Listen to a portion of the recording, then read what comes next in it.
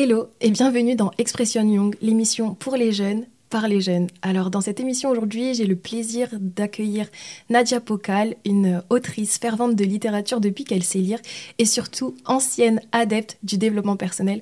Nadia, bonjour. Bonjour Elodie, merci de me recevoir. Comment tu vas? Je suis super contente de t'accueillir sur le plateau aujourd'hui parce qu'on va pouvoir discuter de ton livre justement, La solution n'est pas en toi, quand on passe du développement personnel à une rencontre personnelle avec Jésus et on voit qu'il y a une grande différence et je pense qu'aujourd'hui ça touche beaucoup de personnes, donc voilà, j'ai hâte. Mais c'est un plaisir. Nadia, est-ce que tu peux nous expliquer un peu ton parcours, d'où est-ce que tu viens? Est-ce que ça te parle du coup ce sujet-là? Oui. Alors, moi, déjà, je suis née dans une famille chrétienne et depuis enfant, je croyais que Dieu existait, mais j'avais jamais fait de rencontre personnelle avec Dieu. Et à l'adolescence, j'ai vraiment commencé à mener ma vie comme je voulais, en fait, à faire les choses vraiment à ma façon. J'ai arrêté d'aller à l'église, je me suis complètement détournée de Dieu. Et je me suis tournée vers le développement personnel. Je me suis vraiment passionnée pour ça. J'ai étudié, j'ai lu plein de livres sur le sujet, j'ai testé plein de méthodes. J'ai testé l'auto-hypnose, toutes sortes de méthodes de relaxation. J'ai pratiqué la méditation de pleine conscience pendant des années. Et puis j'étais vraiment donc à fond dans le développement personnel. Et j'ai développé beaucoup de connaissances. Et comme j'avais déjà cette envie d'écrire, j'ai ouvert un blog sur le développement personnel où je donnais des conseils à mes lecteurs. J'écrivais des articles, comment être heureux, comment vaincre l'anxiété. Et je donnais des conseils basés donc, sur mes connaissances de développement personnel. Je m'intéressais aussi à la psychologie. Et donc, je donnais aussi des conseils basés sur certains courants de psychologie.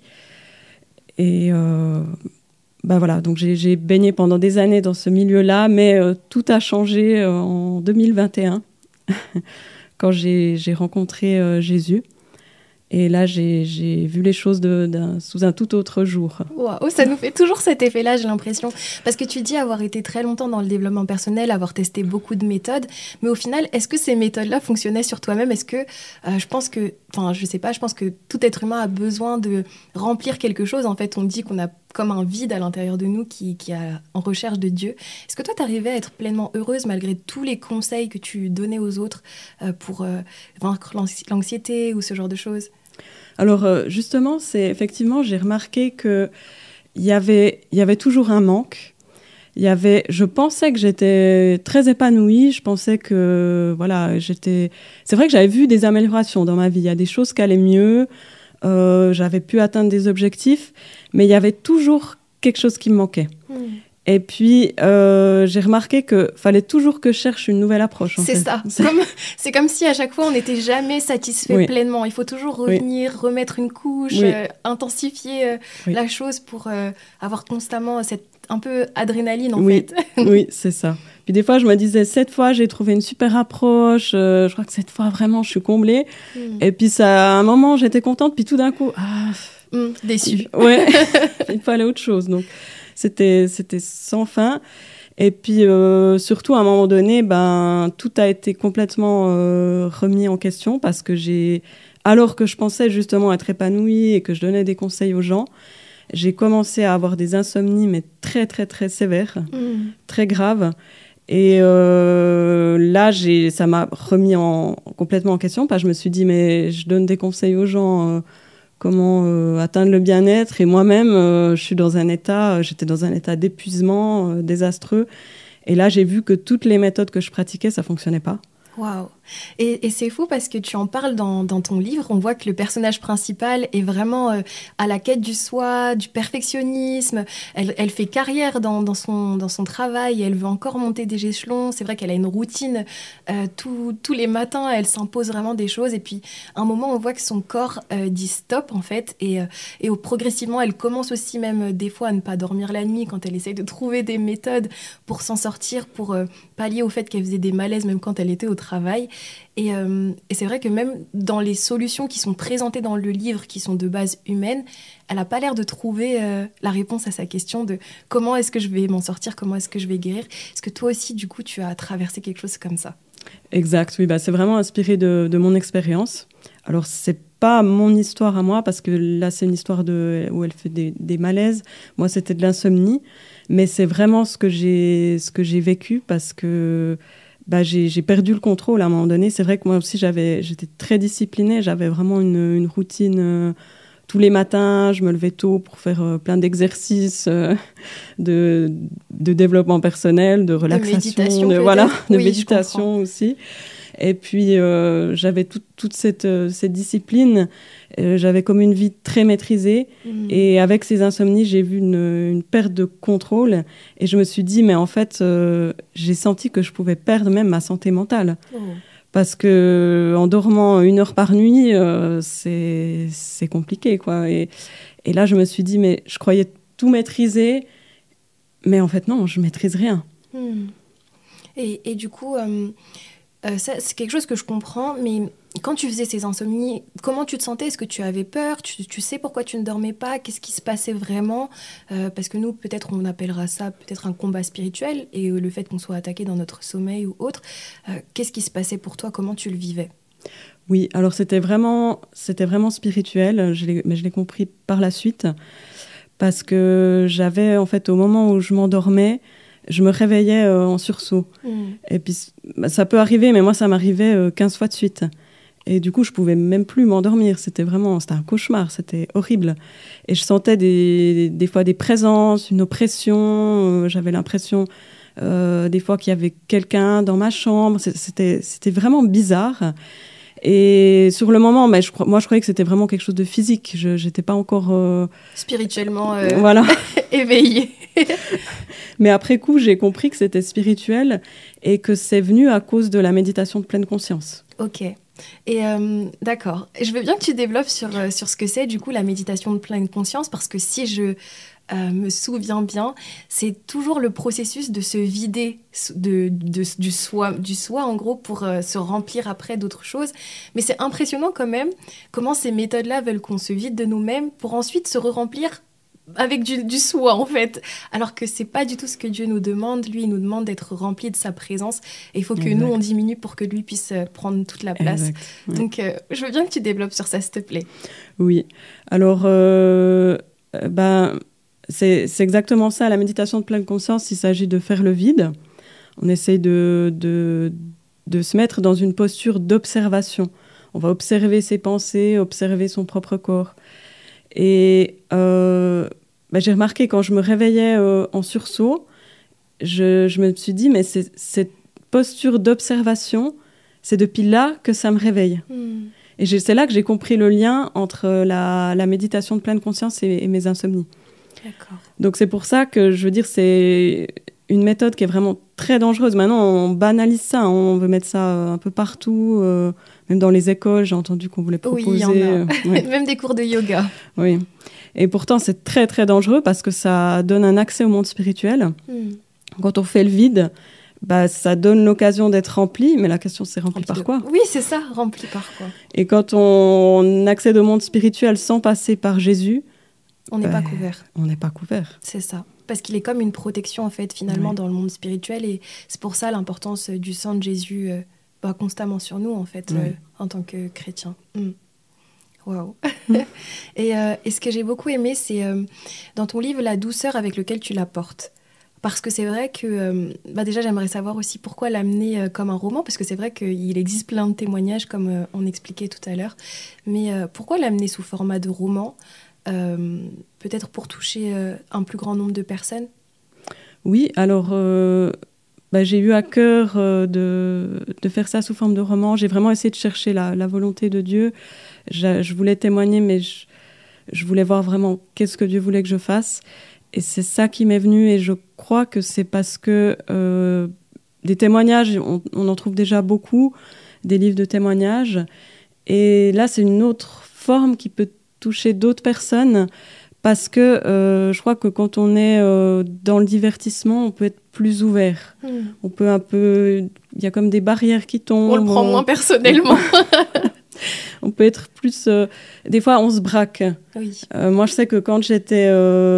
j'avais pas encore rencontré le Seigneur. Des fois, on venait m'inviter à l'église et puis ça me braquait tout de suite. Moi aussi.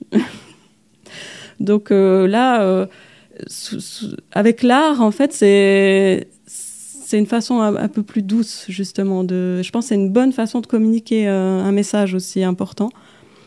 Et... mais je crois que aussi tous les dons artistiques viennent de Dieu et on peut glorifier Dieu avec la peinture, avec le dessin, avec l'écriture.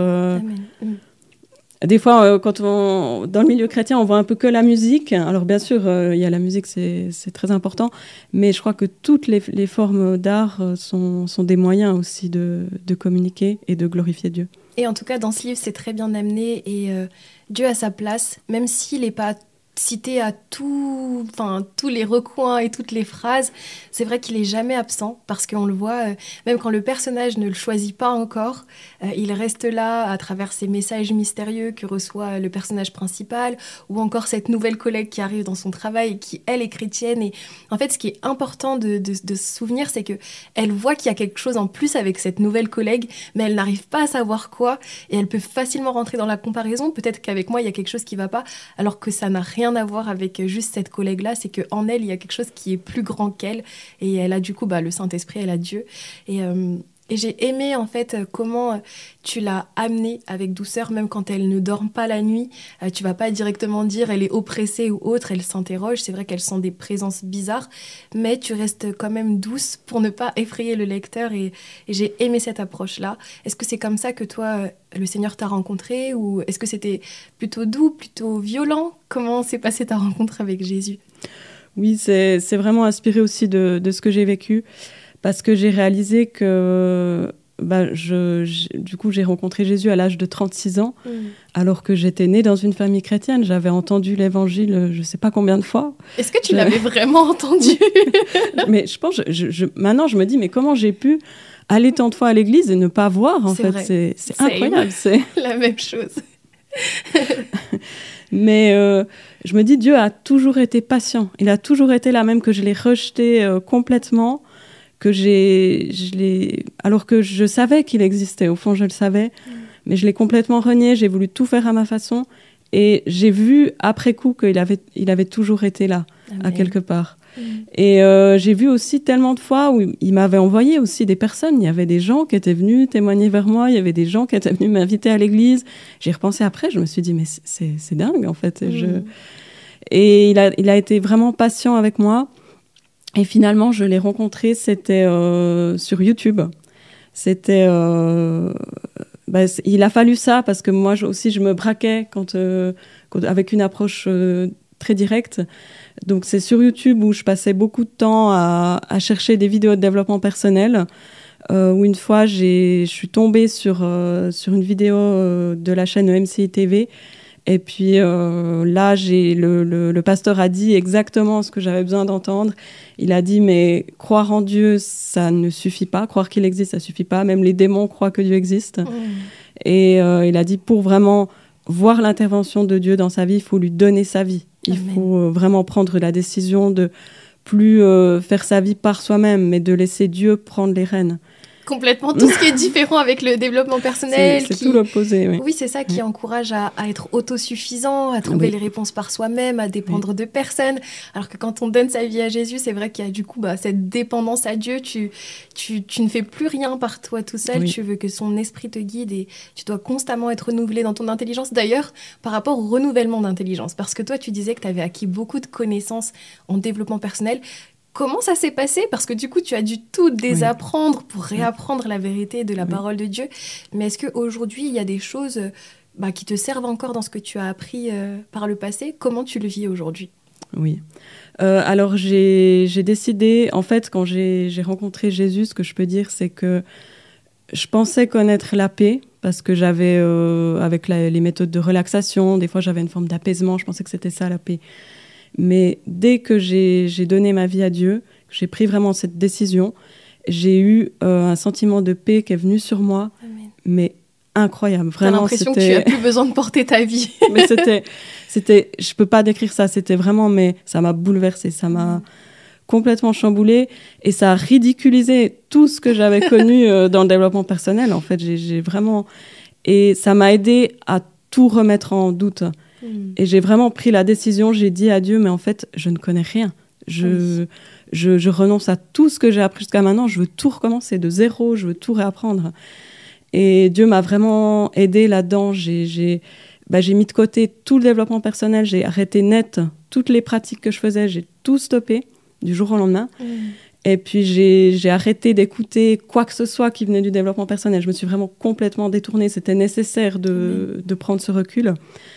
Et j'ai remplacé le temps que je mettais à chercher dans le développement personnel par chercher Dieu. Par des temps de prière, par des lectures de la Bible et écoute de prédication, d'enseignement. Et toute cette recherche, j'ai remarqué que petit à petit, effectivement, mon intelligence se renouvelle. Et... Il y a même des choses qu'on finit même par oublier finalement. Oui. Ouais, c'est majestueux. Oui, mais ce qu'il y a, on passe comme ça, humainement, ce serait pas possible de faire un tel travail. C'est vrai. Mais ce qu'il y a, c'est que Dieu est plus puissant, hein, donc sa parole est plus puissante que les livres de développement personnel. Donc elle vient remplacer tout ça et ça se fait de manière surnaturelle et ça se fait beaucoup plus vite que ce que j'aurais cru possible. C'est vrai. Et on se rend compte en fait qu'acquérir de la connaissance dans le monde, ce n'est rien comparé à avoir la révélation de Christ vivant, en fait, mort et ressuscité pour nous. Et c'est vrai que devant sa présence, en fait, tout pâlit, même ce qu'on a appris par le passé, par des méthodes de développement personnel, que ce soit le yoga, que ce soit aussi tout ce qui est New Age, l'astrologie ou autre. Quand on a la révélation de qui il est, on se rend compte que c'était lui qu'on cherchait depuis toujours à travers ces méthodes-là. J'aimerais savoir aussi comment ton entourage l'a vécu. Oui, alors mes parents l'ont très bien vécu parce que ils étaient contents. Vu qu'ils sont chrétiens, ils étaient contents que ce soit enfin clair. Et mon mari l'a bien vécu aussi, lui n'est pas chrétien. Donc il a été un peu plus surpris et chamboulé par ce changement parce qu'il a vu un changement vraiment radical se produire dans ma vie, mais il l'a bien pris quand même. Ça s'est bien passé par la grâce de Dieu et puis ça se passe toujours bien. Donc, Amen. J'aimerais te poser la question. Pour toi, quelle est la force de ton personnage principal dans justement ton livre La solution n'est pas en toi? Sa force, je pense que c'est sa persévérance, le fait que elle va continuer, elle va se battre, c'est sa volonté, qui est en même temps sa faiblesse parce que ça va l'entraîner dans des mauvais raisonnements, l'enfoncer dans ses raisonnements, mais qui va lui permettre quand même de tenir le coup et après de prendre ce nouveau départ et de le prendre vraiment à fond. C'est vrai. Et ce que j'ai bien aimé aussi, c'est que malgré toutes les solutions qui lui sont proposées par ses amis, parce que c'est vrai que d'abord, quand toute sa vie finit par être chamboulée, elle commence à chercher, à travers ses amis qui lui apportent des solutions, et elle voit qu'en fait, à chaque fois qu'il lui apporte quelque chose, c'est décevant finalement que même les gens qui prêchent X méthodes de relaxation, de méditation, eux-mêmes derrière n'arrivent pas à abandonner leur travers.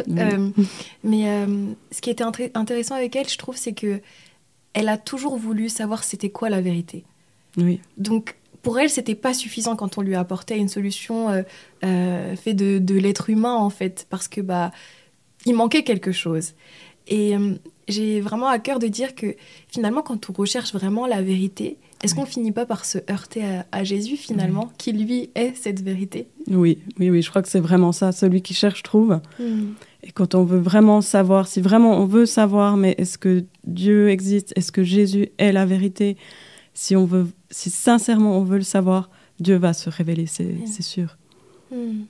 Même quand elle est invitée pour manger la première fois chez son amie et au final, elle part de là-bas parce que c'est trop ce qu'on lui apporte sur Dieu et elle n'est pas encore prête. Oui. Finalement, ça va se faire sa rencontre personnelle avec Dieu, mais beaucoup plus tard dans le roman. Quand ça nous arrive aussi, ce qui est important, c'est de voir que Dieu n'abandonne pas. Et comme tu disais tout à l'heure, c'est qu'il vient des fois nous chercher, on n'est pas encore prêt, mais dans le bon timing, au final, tout s'aligne. Oui. Et il est patient, vraiment. Amen. J'aimerais savoir aussi quel message tu aimerais transmettre du coup aux jeunes qui peuvent être encore à la recherche du soi, en fait. Peut-être des personnes qui ont grandi dans des foyers dysfonctionnels où c'était pas facile, où ils ont dû trouver justement une solution pour se sentir remplis. Qu'est-ce que tu aimerais leur dire ? J'aimerais leur dire que la vraie solution, c'est Jésus. Que vraiment, seul, il y a un vide en nous. On peut devenir milliardaire, réaliser tous ses rêves, avoir une famille magnifique, faire le job de ses rêves. Il y a toujours quelque chose qui nous manque et seul Dieu peut combler ce manque. Et que quand on dit qu'on a tout en nous, qu'on peut tout faire par nous-mêmes, c'est un mensonge. On a besoin de Dieu. C'est lui qui nous a créés. Et sans Dieu, même, on ne maîtrise pas notre souffle de vie. Hein. On va se coucher le soir, on n'est pas certain de se réveiller le lendemain matin. On ne maîtrise pas même ça. Donc, on a besoin de Dieu. Et la solution, vraiment, à tous les problèmes qu'on peut avoir, elle se trouve en Jésus. Pas à l'intérieur de nous, mais en Jésus. D'où le titre « La solution n'est pas en toi ». Est-ce que c'est un titre qui t'est venu tout de suite ou c'est vraiment... comment il t'est venu ce titre-là pour ce livre ? Il m'est venu assez vite, mais je crois que c'était vraiment en priant. C'était vraiment... je ne crois pas que moi, comme ça, toute seule, j'aurais eu l'idée. Et quand tu étais dans le développement personnel, vu que tu fréquentais l'église déjà, est-ce que tu avais une Bible chez toi ou quelque chose comme ça ? Est-ce que tu arrivais à mélanger les deux sur la même étagère ? Comment ça se passait ? Alors, j'avais une Bible et je la lisais quand même assez fréquemment, mais c'est vraiment très bizarre parce que je lisais ma Bible par religion, en fait. Vraiment, je me disais, bon, voilà, il faut lire la Bible. Je la lis une fois par jour, mais je la lisais peut-être 5 minutes, même pas. Et puis, je faisais ça comme ça. Je me disais, bon, voilà, c'est fait. Et maintenant, je me rends compte, je me dis, mais comment j'ai pu lire comme ça la Bible sans rien comprendre, sans rien voir, en étant aveugle. Alors que maintenant, quand je lis la Bible en connaissant Dieu et en priant, mais ça n'a rien à voir, parce que vraiment, c'est Dieu me parle, il se passe quelque chose. C'est pas du tout la même chose que quand on est dans une pratique religieuse où on le fait juste pour se dire, bon, ben voilà, j'ai fait ce qu'il faut. Ça, c'est vraiment vide de sens. Ok. Et du coup, est-ce que tu aurais un conseil à donner aux jeunes qui souhaitent lire leur Bible, mais qui, pour le moment, n'y arrivent pas trop ? Qu'est-ce que tu leur dirais ? Oui, alors je dirais de prier, de demander à Dieu vraiment de nous donner cette soif, cette envie de lire la Bible et de se révéler à nous quand on la lit. Vraiment, c'est super important de prier à chaque fois avant de lire parce qu'on a besoin du Saint-Esprit pour comprendre la Bible. Et je dirais de persévérer. C'est vrai que des fois, la Bible, comme ça, au premier abord, ça paraît pas super accessible. On peut se dire c'est compliqué. Mais il y a vraiment, c'est la parole de Dieu. C'est la parole vivante de Dieu. Et c'est le livre le plus puissant au monde. C'est plus puissant que tous les livres de développement personnel réunis. Et moi, j'ai vécu des moments, des fois, en lisant la Bible, mais qui étaient parmi les plus beaux de ma vie. Parce qu'il y a vraiment quelque chose qui se passe, où il y a une révélation qui vient, et c'est juste magnifique. Donc, j'encouragerais vraiment à persévérer. Est-ce que tu peux nous parler de ton livre ? Comment on peut se le procurer ? Oui, alors la solution n'est pas en toi. Donc, il est disponible maintenant sur Amazon, et on peut le trouver sinon dans toutes les librairies chrétiennes en Suisse romande, sur le site de mon éditeur aussi en ligne, EBLC. Et si vous pouvez aussi partager ce livre autour de vous, c'est volontiers pour que d'autres personnes puissent aussi en être bénies. Merci. Et si on veut aussi peut-être te poser des questions et dialoguer avec toi, je crois que tu as un site internet sur lequel on peut t'envoyer un email. Est-ce que tu peux nous donner peut-être l'adresse ? Oui, alors c'est nadiapocal.com aussi, si jamais. Ok, parfait. Merci beaucoup Nadia. Du coup, Merci à vous pour votre visionnage. On a hâte de vous retrouver dans une prochaine émission d'Expression Young. N'hésitez pas à vous abonner sur nos différentes plateformes, YouTube et encore sur Instagram. Et nous, on vous dit à la prochaine. Bye. That you give me, I try to go flirt, but the setbacks that hit me can't do this myself. If I did, I'd be tripping. I'm lifting my head 'cause I know